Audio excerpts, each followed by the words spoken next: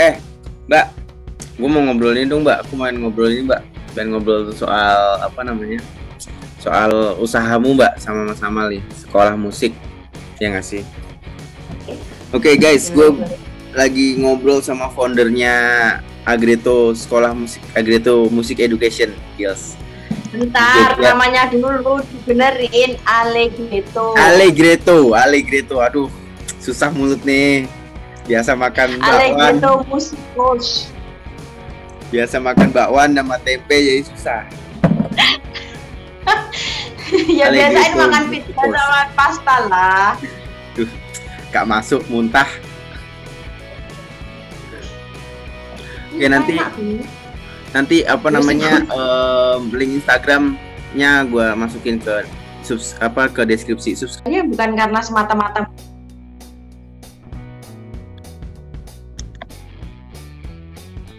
Kenapa?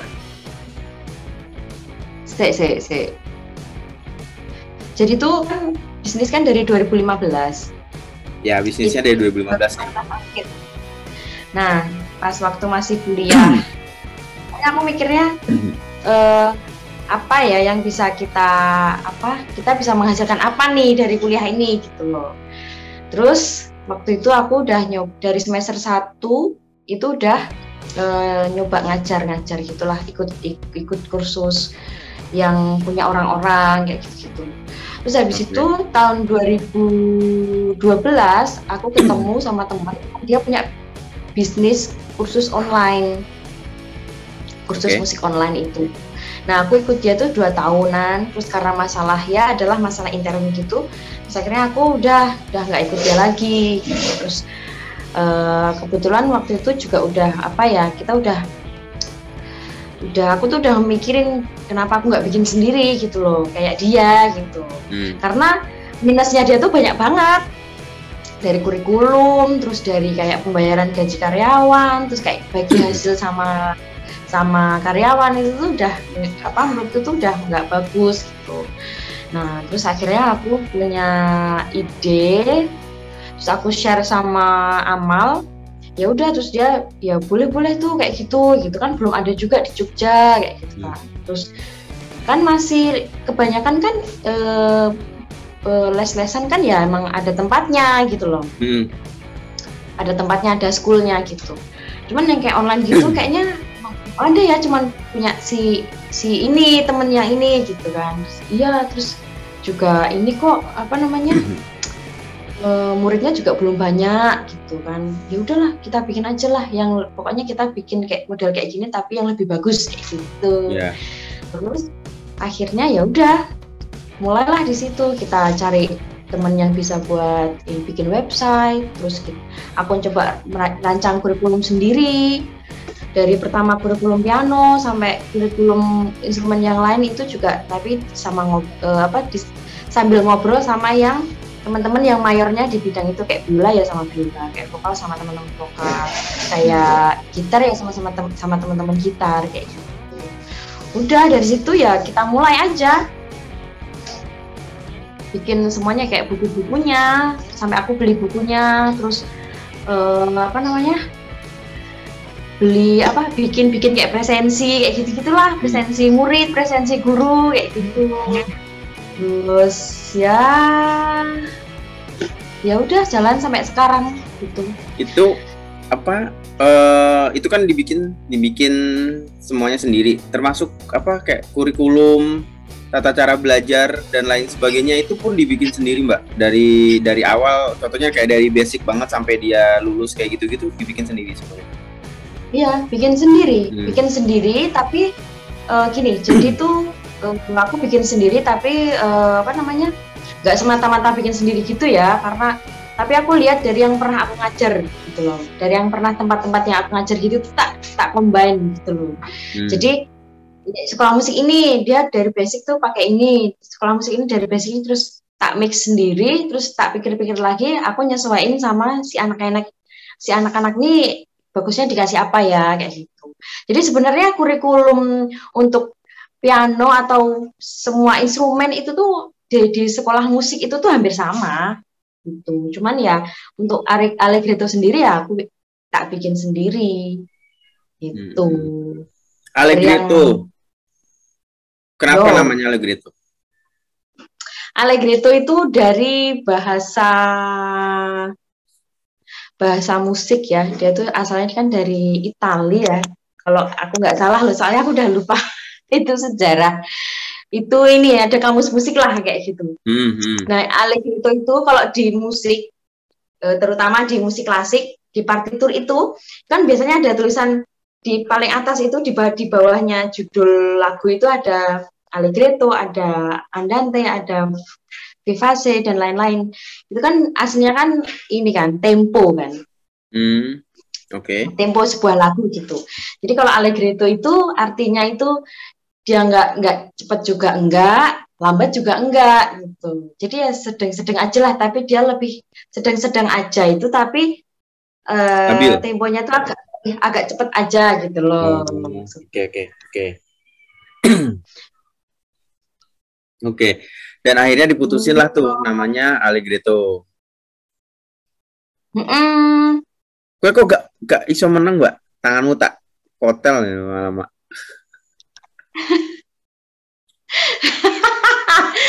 Oke, terus lanjut. Iya, klotek. Sorry. Iya, kursi. Nah, berarti Allegretto itu umurnya udah 6 tahun ya? 2015 kan ya? Tadi? Ya, 6 tahun. 6 tahun umurnya ya. Oke. Aku mau bahas yang ini aja. Aku mau bahas masa sebelum pandemi kemarin, berarti kan 2019 ya. 2019 sama pas pandemi saat ini. Nah, industri ini kan aku yakin sih semua industri pasti kena impact banget dari pandemi COVID gitu ya. Nah, yang dirasain sama bisnismu sendiri itu gimana, Mbak, dari sebelum pandemi kemarin itu ya kita tariknya nggak usah jauh-jauh lah, 2019-an lah ya. 2019 sama saat ini nih pandemi dari 2020 sampai 2021 kan belum membaik lah, belum mereda, karena kayak mau tatap muka pun sulit banget gitu, itu yang formal sekolah gitu. Nah, kalau bisnismu sendiri, buat Allegretto sendiri tuh apa sih yang dirasain selama before pandemi sama saat pandemi? Before pandemi itu ya normal sih, maksudnya ya murid juga lumayan gitu loh. Murid nambah kan, orang kalau situasinya sebelum pandemi itu kan biasa gitu ya, jadi orang datang itu ya lumayan juga gitu loh, maksudnya nggak cuman dari jumlah muridnya ya, kalau jumlah muridnya kan pasti kita juga memenuhi standar gitu, tapi kegiatan yang lain kayak konser gitu tuh jalan kayak biasanya, seneng. Soalnya kalau sekolah musik ada konser, ada lomba, ada kompetisi, itu kan orang tua murid seneng ya. Maksudnya kan itu jadi kayak apa ya? Ya istilahnya kalau orang jualan tuh ya, kita menjual sekolah musik itu kan nggak cuma dari kita punya gitu, tapi dari kegiatan-kegiatan di luar itu gitu loh. Nah, dari kegiatan itu ya itu bikin muridnya itu bisa banyak yang daftar sama kita, terus belajar sama kita kayak gitu. Karena ya sebenarnya Allegretto tuh aktif dalam kegiatan kayak gitu, mau konser, mau ngikutin murid ikut kompetisi, murid festival kayak gitu. Nah, terus pas waktu pandemi kan kita sempat ini ya, sebelum ini aku agak cerita ke belakang dikit ya. Jadi sebelum waktu awal-awal kita bikin, kita kan belum punya tempat, jadi kayak alamat dan lain-lain gitu, pakai alamat kos-kosan gitu loh. Terus habis itu di tahun 2018 kita kan sewa tempat supaya anak-anak yang nggak punya alat musik itu kan bisa pakai tempat kita kayak gitu-gitu. Nah, terus karena kita sewanya itu dari tahun 2018, terus tetap berjalan biasanya, berjalan inilah yang lumayan lah gitu, dari yang murid-murid online, murid-murid yang maksudnya privat di rumah sama yang belajar di school tuh ya lumayan lah gitu. Nah terus pas waktu ada kabar waktu itu kan 2019 akhir ya, kabar pandemi itu kan dari China.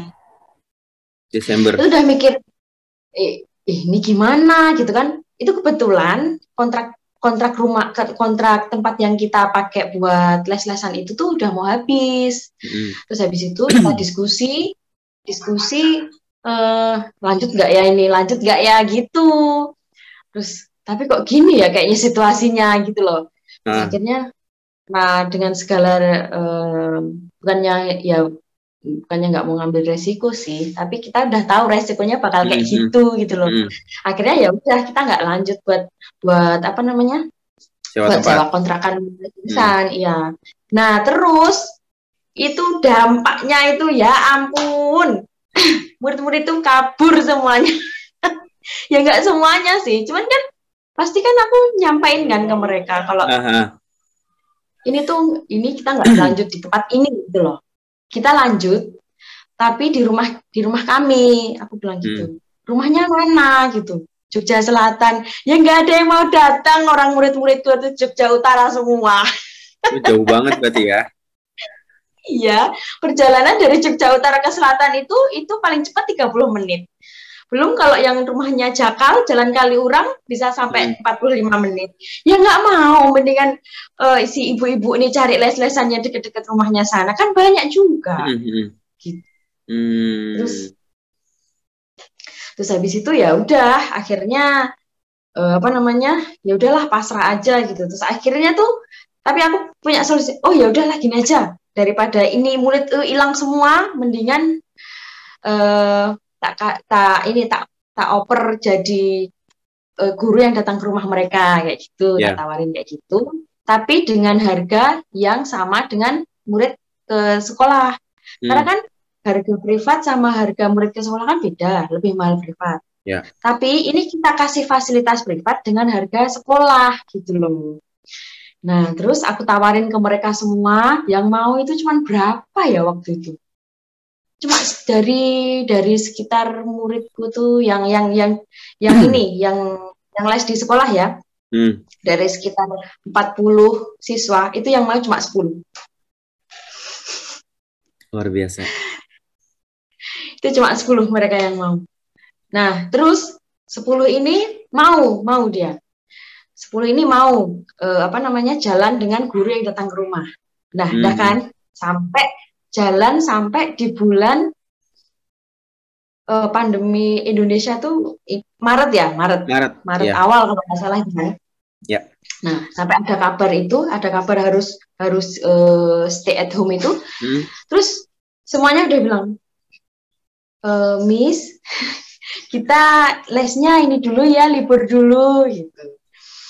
Oh ya ya udah semua libur. 10-10-nya itu semua libur, gak ada yang les. Coba dari 40 siswa itu semua libur. Terus gimana gitu loh. Terus akhirnya ya udah ini libur. Terus ternyata ada setelah itu kan stay at home kan awalnya kan sama pemerintah kan bilangnya 2 minggu nggak boleh aktivitas kan.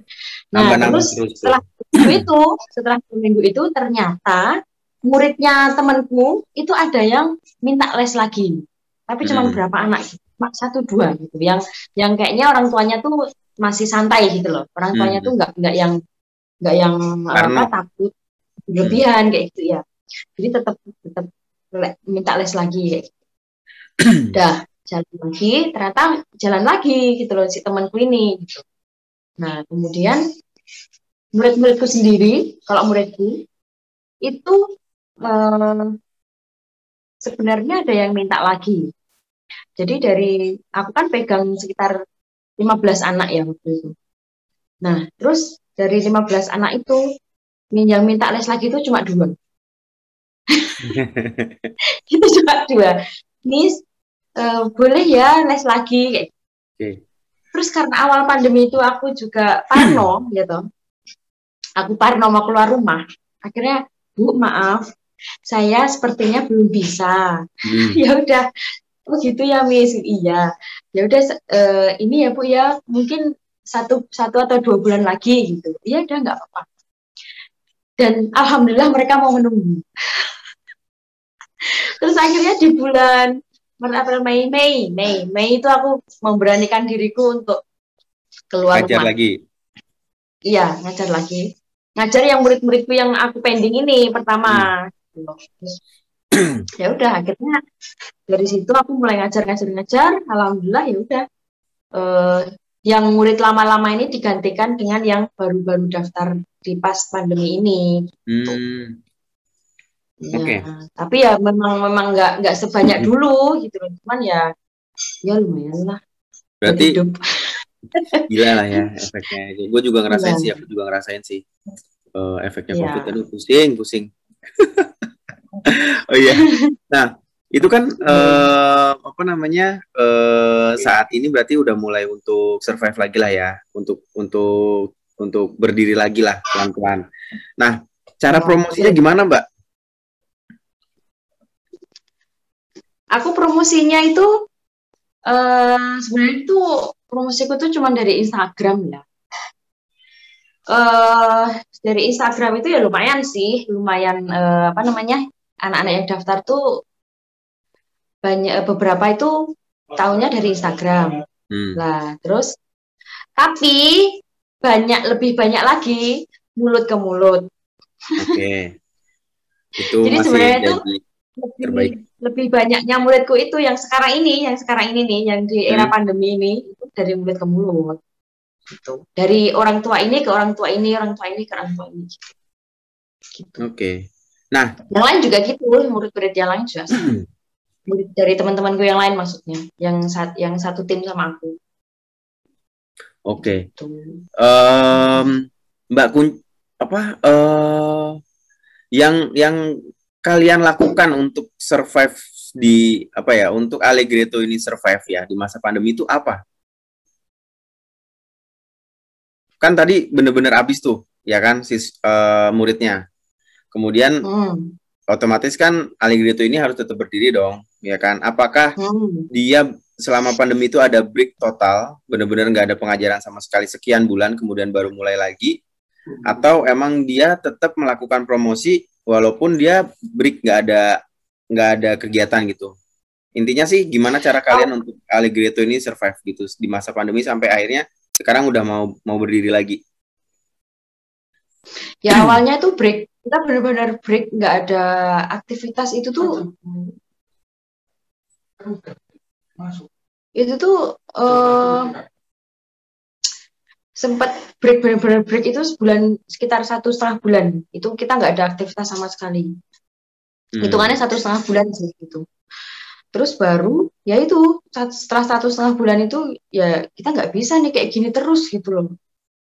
Wah udah, maksudnya mau nggak mau ya kita harus tetap ini lagi, keluar rumah lagi nih kayak gini kayak gitu. Ya udah, dari aku memberanikan diri untuk keluar rumah lagi. Terus teman-teman guru yang lain juga ayo kita jalan lagi lah kayak gitu. Ya udah, jalan berapa bulan ya? Setelah jalan dari Mei, Juni, Juli, Agustus, September, sekitar 4 bulanan itu kita ada konser siswa lagi. Nah, itu tuh yang bikin ini. Bulan apa tuh? Kita itu bulan Desember awal. Desember tahun lalu, 2020 itu kita memberanikan lagi untuk tampil di publik dengan sebenarnya itu tuh juga banyak yang nggak ikut karena orang tuanya banyak yang takut gitu loh. Banyak yang takut, jadi ya itu ya cuman nggak banyak siswa gitu. Dari total siswa itu paling cuma 50% lah yang ikut. Tapi ya udah nggak apa-apa, yuk lah kita tetap ikut konser gitu. Supaya supaya orang-orang tuh juga lihat gitu loh, kita tuh masih bisa aktif kayak gini gitu. Terus akhirnya aku join sama temanku Ya udah, kita jalan dengan murid seadanya yang mau tampil waktu itu di bulan Desember itu di salah satu mall di Jogja lah. Itu Terus yang ada ya? akhirnya ya itu yang Oh, ada iya, betul. yang ada itu kayak IO gitu loh, IO Oh. yang ada di mall-mall itu kan dia punya event. Hmm. Nah, kita suruh ngisi sekolah musik tuh suruh ngisi di situ. Ya udah, temanku yang depanku dapat tawaran, terus dia nge-share ke aku, ya udahlah ayo jalan, aku bilang gitu. Ya udah mau berapa muridnya jalan aja kayak gitu. Terus ya udah akhirnya ya kita jalan dengan murid seadanya. Berapa muridnya waktu itu? Muridnya waktu itu yang ikut eh, 10 sampai 15 dan itu randonya 3 jam. Terus akhirnya jadi mereka itu harus wajib main 2 lagu. Oh iya. Oke, oke, oke, oke, oke. Iya, terus apa namanya? Ya itu yang kayak akhirnya kita ngajakin kayak senior-senior gitu loh buat ayo ikut tampil kayak gitu. Jadi ya buat mengisi kekosongan durasi yang dikasih ini gitu. Soalnya kan kita udah 3 jam ya gitu. Maksudnya sama IO-nya dibilang 3 jam loh Mbak, ini anunya apa acaranya gitu. Oh iya iya iya siap-siap. Ya udah untuk memenuhi 3 jam itu ya kita kasih cari alternatif lain. Yang penting kita apa tampil dulu aja gitu. Tapi dari tampil itu alhamdulillah juga menghasilkan. Maksudnya menghasilkan tuh ini apa namanya murid-murid Murid juga baru ya. akhirnya murid baru juga akhirnya kan ngeliat kan gitu Hmm. loh. Terus oh ini kok gitu. Jadi ya mereka mau daftar gitu. Itu ya awalnya dari situ. Dari Desember itulah, dari Desember terus Sampai masuk sekarang. 2021 naik lagi, naik lagi, naik lagi, naik lagi, terus stop di bulan ini. Oke. Stop itu istirahat dulu atau stop gimana maksudnya? Apakah karena Stop PPKM ini itu jadi nggak bisa libur, kemana-mana gitu ya? libur sementara sih sebenarnya. Kalau mereka bilang sih libur sementara, karena kan si virus baru ini kan lumayan Ya. membuat mereka parno kan. Nah, terus dari bulan Juli awal, wes sampai Mei akhir tuh mereka masih aktif kok, masih aktif. Aku Hmm. masih sibuk lah ibaratnya gitu. Terus Juli awal itu ada pengumuman PPKM, terus bilang, Miss istirahat ya gitu, libur ya sampai setelah PPKM baru bisa mulai lagi. Gitu. Hmm. Terus oh iya nggak apa-apa, itu baru satu. Mudah-mudahan jangan sampai ada yang nambah. Akhirnya 50% muridku libur Nambah. sekarang. Libur. Muridnya temanku juga libur gitu loh. Jadi tapi ada sih beberapa yang tetap jalan. Kalau yang keluarganya santai sih tetap jalan. Tapi kalau yang memang apa namanya menghendaki libur ya libur. Hmm.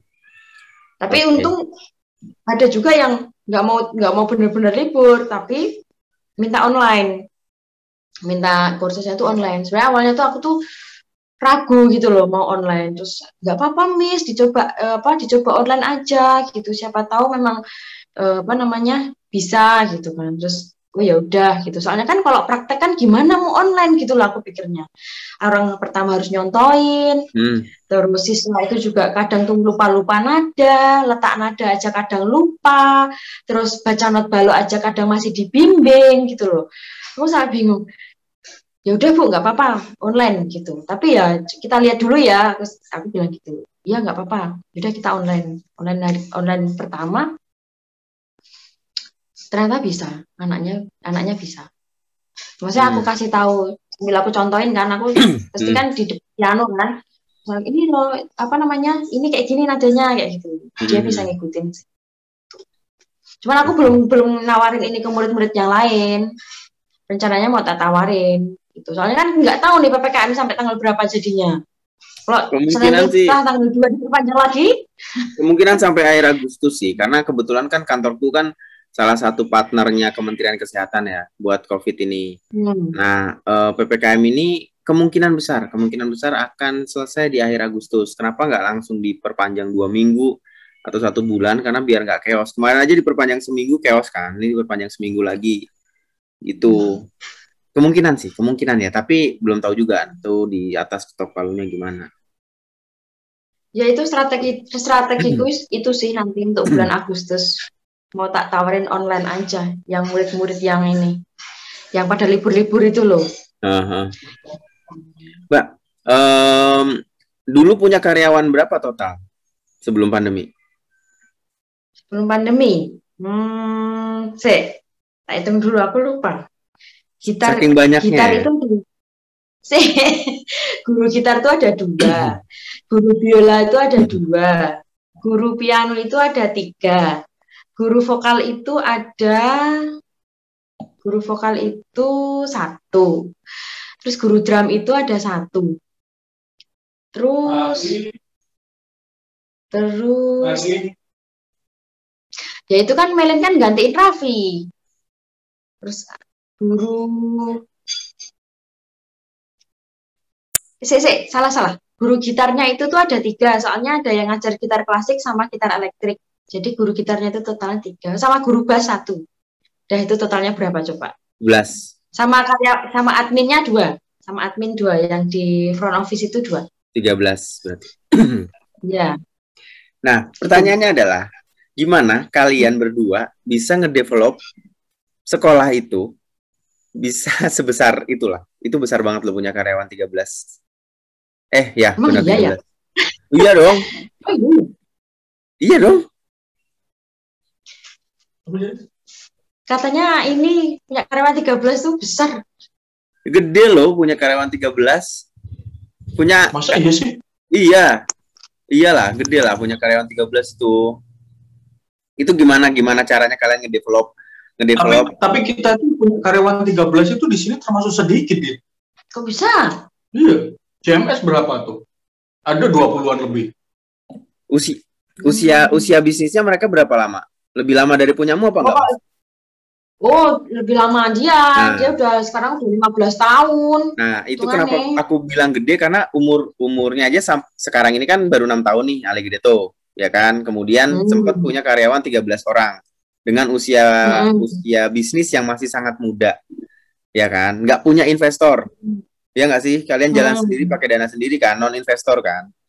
Itu ya, itu gimana gitu loh, kok bisa gitu loh. Bisa sampai ya, catatannya kenapa gue bilang besar adalah umurnya masih muda dan tidak ada investor. Ya, 13 orang, 1 unit bisnis, pendidikan, itu besar sih. Sebenarnya kalau kayak bisnis sekolah musik kayak gini nih,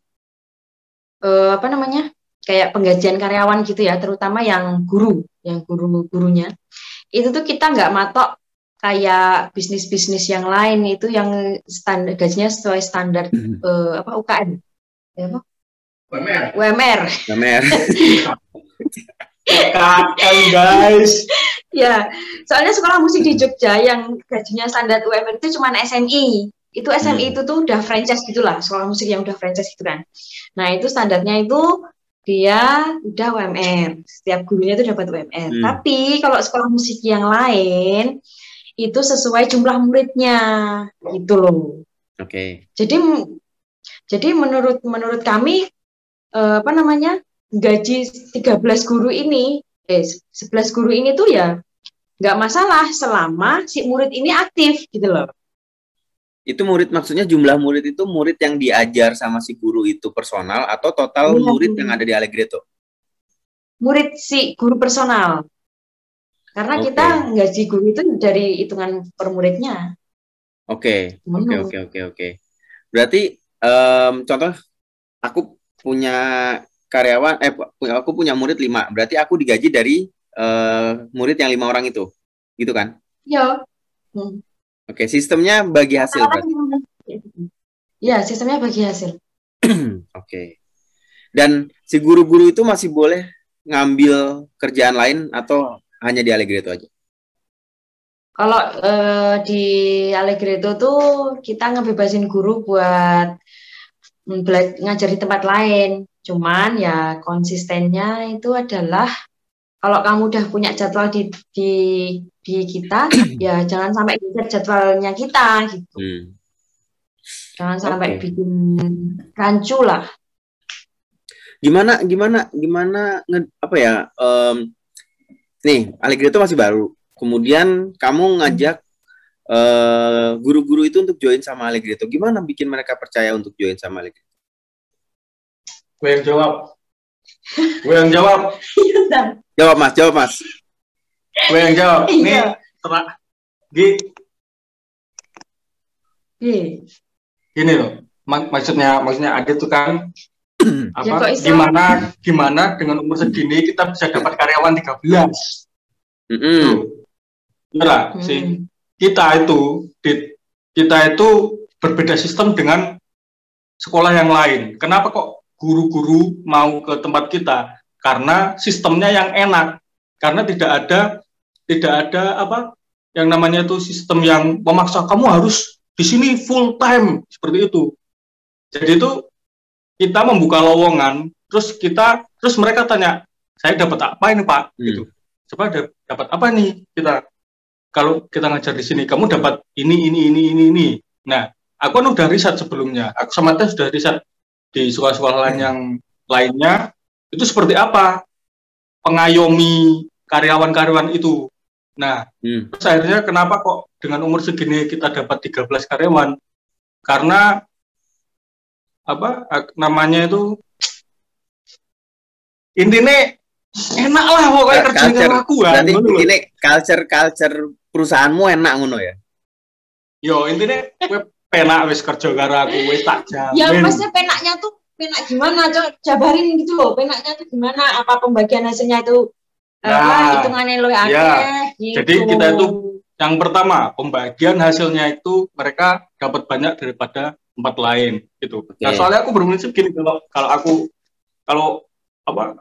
aku owner gitu, aku tuh tipikal orang kalau berbisnis itu nggak ambil untung yang besar awal-awal bisnis. Aku pasti rugi. Yang penting guru semua sejahtera. Intinya gitu. Soalnya apa? Semakin kita dapat banyak, semakin banyak juga akhirnya. Meskipun kita ngambilnya itu cuma sedikit lebih banyak, lebih banyak gurunya daripada kita. Kalau sekolah lain enggak. Hitungannya itu 60. Kan dari 100% SPP itu yang masuk ke guru itu 40%. 40%. Kalau kita ngasihnya ke guru itu 50%. Oh, berarti setengah-setengah. Bener, setengah banget berarti ya? Bener setengah banget. Soalnya itu gede. Soalnya itu aku lihat keresahan kan. Nah, akhirnya dari situ mereka loyal akhirnya mau loyal. Kadang itu murid itu datang dari mereka. Gitu. Udah kamu les aja. Akhirnya kayak gitu loyalnya. Wah. Oke, gitu. Oke. Ngerti. Oke, berarti bedanya Allegretto itu adalah pertama culture-nya tuh enak. Kemudian dia nggak mengikat, ya kan? Kalau seandainya mau freelance di tempat lain, masih boleh asalkan komitmen dengan Allegretto tuh nggak terganggu gugat lah. Terus sama bagi hasilnya juga menarik. Ya nggak sih? Ya, betul. Oke, terus Allegretto itu kalau gue lihat dari Instagramnya, dia punya beberapa unit bisnis selain pendidikan. Itu apa aja? Itu Allegretto Entertainment ya? Ya, Allegretto Entertainment. Ya, Allegretto Entertainment itu sebenarnya tuh kita bikinnya itu awalnya itu bisnisnya Ibu Tias itu. Bagai ikutan dah. Itu awalnya itu ya karena ini sih. Sebenarnya tuh kita bikin entertainment itu tuh nggak dari Allegretto awalnya. Dulu tuh waktu kita masih zaman kuliah, itu kita tuh udah punya entertainment. Namanya bukan Allegretto, adalah nama gitu. Nah, tapi kita jalanin sama teman-teman berempat.